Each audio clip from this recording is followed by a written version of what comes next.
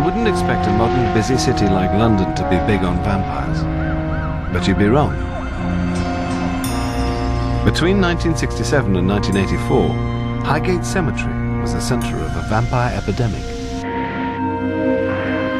This is the original film footage from 1970 that first reported these attacks.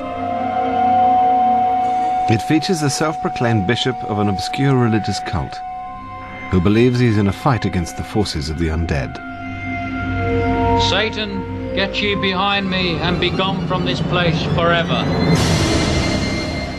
Today, he has a secret retreat somewhere in southern England. I am the Right Reverend Sean Manchester, Bishop of Glastonbury in Autocephalous, or Catholic jurisdiction, and Primate for Ecclesia Apostolica Jesu Christi. I speak on behalf of traditional Christians everywhere. I absolutely believe in the existence of vampires. There's no question or doubt in my mind. It's part of my theology, because if I'm to believe in angels, I must believe in fallen angels, and these are called demons. And if I believe in the supernatural, and I do, and if I believe in what the Bible teaches, which I do, then to believe in vampires is just a small part of that. In 1969, Bishop Manchester discovered startling evidence of vampire attacks in Highgate Cemetery. As far as we know, it has only physically attacked one male person who has passed by the gate, but there are others who amply attest to being visited by it in their beds at night. One of these victims was Elizabeth Vaudewa. The bishop played me an original recording of her experience. And we established that this was the time we both saw, where there was a graveyard in front of you, and the graves were opening up, and people were rising. Elizabeth's boyfriend at the time, Keith McLean, began noticing changes in her. There was an exorcist moment, and I was lying in bed, and I woke up in the middle of the night, and a very deep voice, almost a male voice, came out of her mouth saying, "I'm going to bring both of you down." So I was doing a lot of praying.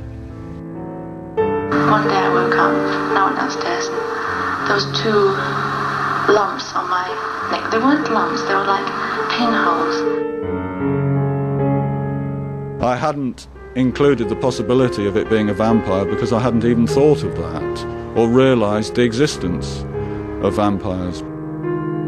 But then, when Bishop Manchester spoke to me and explained about the legions of the undead, thereafter everything fitted and totally made sense. I believe it was a vampire, yes. I don't have any doubt about that. To save Elizabeth from certain death, Bishop Manchester and Keith McLean claimed to have performed rituals to rid her of this fiendish vampire, and very quickly the night visitations stopped, and Elizabeth made a full recovery. Bishop Manchester is the nearest person to a real vampire slayer I've ever met. He's always armed to the teeth with his own personalised slaying kit, complete with stakes, holy water, crucifix, and a lump hammer. The hunt was now on for the resting place of the Highgate vampire. It was finally tracked down to the bowels of a neo-Gothic derelict mansion on the borders of Highgate, where, after much drama, we dragged the contents of the casket out to the rear of the garden and cremated all therein. And that was indeed the last of the primary source of the vampire contagion at Highgate Cemetery at the beginning of 1974. The vampire is the antithesis of life. It is a disgusting and filthy parody of the redeeming blood of Christ. It can only bring death, misery, and worse, the contamination of the soul. I can find no record of a real body being exhumed from the mansion that Bishop Manchester talks of. Yet, he clearly believes he's killed a vampire.